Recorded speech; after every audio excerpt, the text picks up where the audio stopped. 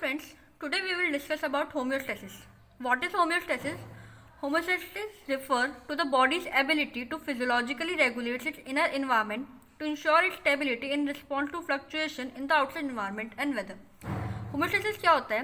Means हमारी body की जो भी एबिलिटी होती है टू रिस्पॉन्ड, किसी भी चीज़ को रिस्पॉन्ड करने के लिए टुवर्ड्स इनर इन्वायरमेंट और outside environment, it is known as homeostasis. तो जनरली हम होमोस्टेसिस को रेफर करते हैं कि हमारे बॉडी की स्टेबिलिटी, बैलेंस और इक्विलिब्रियम को, कि हमारे कोई बॉडी जो भी फंक्शन होता है उसको मेंटेन करने के लिए होमोस्टेसिस प्रोसेस होता है. Homeostatic regulation involve 3 part. इसके अंदर 3 मैकेनिज्म होते हैं. यू कैन से 3 parts. First is receptor, second control centre and third one is effector. Receptor. A receptor is a body structure that receive information. Receptor से आप कहीं पे भी होगा तो आपको ये चीज़ पता होगी कॉमनली कि वो कोई भी चीज़ रिसीव करता है. It receives information. हमारे इन्वायरमेंट से भी हो सकती है और फिर वो रिसीव करने के बाद क्या करता है, it send input to the control centre that may be in form of nerve impulse या केमिकल सिग्नल. एक रिसेप्टर ने हमारी इंफॉर्मेशन ली, इट रिसीव इंफॉर्मेशन, फिर उस इंफॉर्मेशन को as a input form send करा to the control center in the form of nerve impulse और chemical signal. Then आता है control center. Control center और integration center receive and process information from the receptor. Control center के पास क्या होता है, उसके पास receptor से जो भी information उसने वो ली और ऐसा output दिया in the form of nerve impulse, hormone और other chemical signal to the effector. Then effector क्या करता है, वो जो भी chemical signal या output आया था control center से उसे receive करता है और एक स्टिमुलस, एक रिस्पॉन्ड भेजता है. It send and stimulus. Example लेते हैं, हमारी बॉडी का टेम्परेचर. हमारी बॉडी का टेम्परेचर कैसे रेगुलेट होता है, तो जो हमारे बॉडी में टेम्परेचर के रिसेप्टर्स होते हैं इन द स्किन, उस स्किन पे हमारे रिसेप्टर्स पे एक टेम्परेचर आया, उसने इंफॉर्मेशन कम्युनिकेट करी और वो जो भी इंफॉर्मेशन है वो हमारे ब्रेन के पास पहुंची. ब्रेन क्या है, हमारा कंट्रोल सेंटर. रिसेप्टर आया, देन रिसेप्टर ने इंफॉर्मेशन ब्रेन के पास भेजी.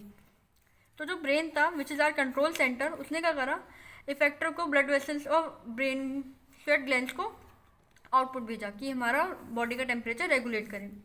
तो एक नॉर्मल ये एग्जांपल है कि हमारा फीडबैक सिस्टम मीन्स जो भी होमोस्टेसिस होता है प्रोसेस, वो सिस्टम कैसे चलता है. हमारी बॉडी में कोई भी डिस्टर्ब, मतलब कोई भी दिक्कत हुई या कोई भी परेशानी हुई, कोई स्टिमुलस चेंज हुआ, तो वो या तो कुछ हमारा इंक्रीज हो रहा होगा, like temperature, blood pressure increase हो रहा होगा या डिक्रीज हो रहा होगा. देन कंट्रोल कंडीशन को मॉनिटर करते हैं और वो रिसेप्टर के पास जाती है. रिसेप्टर सेंड करता है इनपुट हमारे कंट्रोल सेंटर को in the form of nerve impulse, chemical signal. फिर ये भी रिसीव इनपुट करता है और प्रोवाइड्स आउटपुट टू इफेक्टर, और इफेक्टर हमारे एक सॉल्यूशन निकालता है और वो alter and change the response and back to homeostasis. तो this is all a feedback system. Next is feedback system.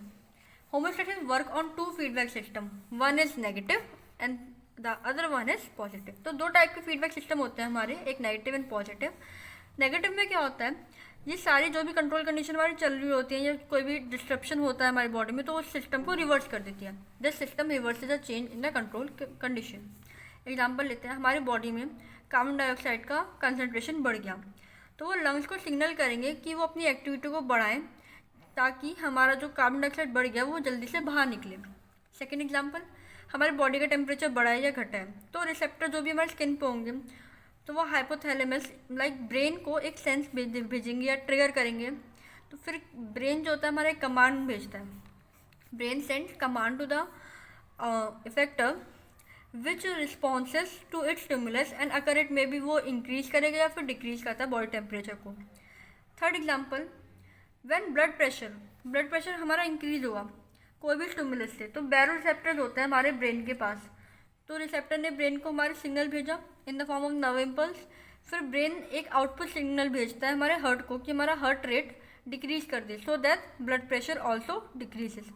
तो ये कुछ होमोस्टेसिस के एग्जाम्पल अभी हमने लिए कि हाउ इट वर्क्स. तो नेगेटिव फीडबैक के हमारे 3 एग्जाम्पल थे. Concentration of CO2 in human body increases. Second example, when body temperature increases or decreases. Third example, when blood pressure increases due to any stimulus. तो next पहले इसका हम flow chart देख लेते हैं, then we will move to positive feedback system. इस flow chart में as a example मैंने शो करा है कि how blood pressure of a human body maintained और रेगुलेट. हमारी बॉडी में कोई भी स्टिमुलस आया और वो डिस्टर्ब हुआ होम्योस्टेसिस, तो उसने इंक्रीज करा हमारे ब्लड प्रेशर को। Increasing blood pressure send signal towards receptor, और रिसेप्टर कौन से होते हैं ब्लड प्रेशर की? Baroreceptors which is present in certain blood vessels. उसने नर्व इम्पल्स के थ्रू एक इनपुट भेजा हमारे कंट्रोल सेंटर, जो कि है हमारा ब्रेन। ब्रेन ने उस सिग्नल्स को इंटरप्रेट करा, उसने समझा और एक आउटपुट भेजा in the form of nerve impulse to effector. Effector हमारा क्या होगा? हार्ट। हार्ट ने क्या करा? अपना हार्ट रेट डिक्रीज करा, so that the blood pressure also decreases. फिर return to homeostasis when response bring BP back to normal. ये जो डैश लाइन शो कर रही है, डैश लाइन शो दैट कि जो हमारा होम्योस्टेसिस है वो अगर दोबारा इंक्रीज हुआ हमारा ब्लड प्रेशर, तो वो दोबारा ये साइकिल चलेगी। तो ये परमानेंट नहीं है कि एक बार अगर हमारा हार्ट रेट डिक्रीज हो गया या बीपी डिक्रीज हो गया तो हमारा ब्लड प्रेशर रेगुलेट या ऐसी का ऐसे ही रहेगा। So moving towards next is positive feedback system. Positive feedback system में पढ़ते हैं कि पॉजिटिव फीडबैक सिस्टम क्या होता है। ये स्ट्रेंथन करता है या रीइंफोर्स करता है एक किसी चेंज को in one of the body's control condition. This system operate same as negative feedback, but this time the effector produces a physiological response that add to और रीइंफोर्स द इनिशियल चेंज।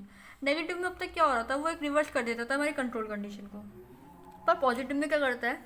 जो भी हमारे response आता है उसको strengthen कर देता है और पावरफुल बनवा देता है या और रीइंफोर्स कर देता है उसके चेंज को। तो this is known as positive feedback system. तो this system operates same as negative, but जो भी हमारा इफेक्टर होता है, जो भी हमारा आउटपुट प्रोड्यूस कर रहा होता है, वो क्या करता है? रीइंफोर्स कर देता है इनिशियल चेंजेस को इन द कंट्रोल कंडीशन। इसका भी हम एग्जांपल लेते हैं। इसका एग्जांपल है positive feedback control of labour contraction during birth of a baby. whenever a baby birth, so the labor contraction, the labor pain occurs in a female. It's all about positive homeostasis और positive feedback system। इसमें क्या होता है? हमारे contraction of wall of uterus baby के head को force करता है इनटू द सर्विक्स। उससे क्या होता है? Increase in stretching of cervix. ये हमारा डिस्ट्रप्शन हुआ, कोई स्टिमुलस आया हमारी बॉडी पे जिसने हमारे होमोस्टेसिस को डिस्टर्ब करा, फिर उसने इंक्रीज करा स्ट्रेचिंग ऑफ सर्विक्स को। जब हमारा सर्विक्स का स्ट्रेचिंग इंक्रीज होगी तो वो एक इनपुट बना के रिसेप्टर को भेजेगा या एक कुछ कमांड भेजेगा। तो वो जो stretch sensitive nerve cell present होते हैं सर्विक्स में, उसने कमांड सेंड कर दिया एज अ रिसेप्टर। रिसेप्टर ने इनपुट फॉर्म करा in the form of nerve impulse. फिर नर्व इम्पल्स ने कंट्रोल सेंटर को सिग्नल भेजा, फिर ब्रेन ने उसे इंटरप्रेट करा और रिलीज करा आउटपुट। आउटपुट क्या रिलीज करा होगा? ऑक्सीटॉक्सिन। ऑक्सीटॉक्सिन एक हार्मोन होता है जो हेल्प करता है और वो उसी टाइम प्रोड्यूस होता है।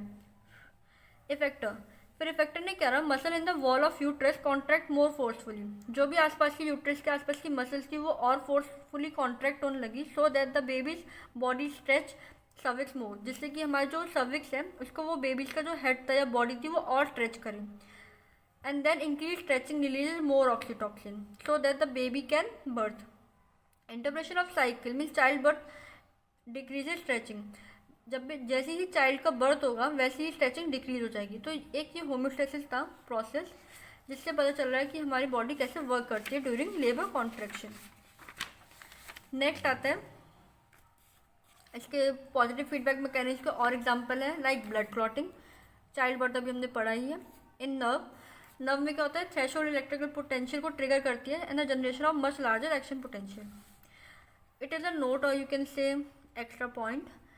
जब भी हमारा पॉजिटिव फीडबैक सिस्टम एक्शन करता है, अगर वो ठीक टाइम पे नहीं रुकता तो वो एक लाइफ थ्रेटनिंग कंडीशन हो जाती है and it also lead to death. But in negative feedback system it slow and then stop as control condition return to its normal state. But negative में क्या होता है? जब हमारी कोई कंडीशन बिगड़ जाती है और वो ठीक उसमें आ जाती है तो वो एक नॉर्मल स्टेट में वापस स्लो डाउन हो जाता है और वो रुक जाता है। बट पॉजिटिव फीडबैक रुकता नहीं, उसको एक मैकेनिज्म और चाहिए होता है। What is body fluid? Maintenance of volume and composition of body fluid is also an important aspect of homeostasis. Homeostasis का एक और रोल होता है to maintain body fluid and its composition. अब बॉडी फ्लूइड हमारे दो टाइप्स के होते हैं लाइक ICF और ECF। इसकी full form intracellular fluid and extracellular fluid. Fluid जो सेल के बिटवीन प्रेजेंट होता है या विद इन प्रेजेंट होता है it is known as intracellular. और जो आउटसाइड प्रेजेंट होता है it is known as extra cellular fluid. Extra cellular fluid हमारे 3 टाइप्स के होते हैं, interstitial fluid, blood plasma and lymph. ECF that fill narrow space between cells of tissue. जो भी सेल ऑफ टिश्यू के बीच में जो नैरो स्पेस फिल करता है वो इंटरस्टिशियल फ्लूइड होता है। ब्लड प्लाज्मा लाइक जो हमारे ब्लड वेसल में ब्लड होता है, it is also extra cellular fluid. And lymph with in lymphatic vessels. CSF भी होता है which is present in our brain, around brain and spinal cord. Synovial fluid which is present in joints, mainly in knee. Aqueous humor and vitreous humor in eyes. So these all are ECF, means extracellular fluid. This is all about homeostasis. Thank you.